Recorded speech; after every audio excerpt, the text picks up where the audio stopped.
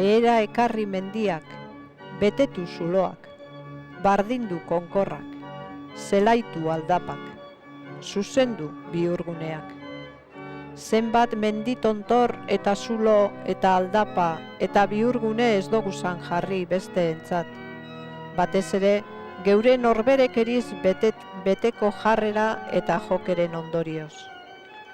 Hemen entzun geinke guztiok aurtengo abendurako konbertsinorako deia. Jaun salbatzailearen etorrera patxadaz prestatu nahi badugu behintzat. Ikus-entzuleok, Zeanuriko emonaldien txanda amaitzen dugu gaur.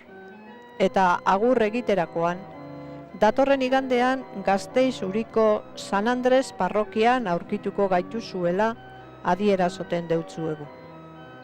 Tartean, bizi itxaropentzu. Agur.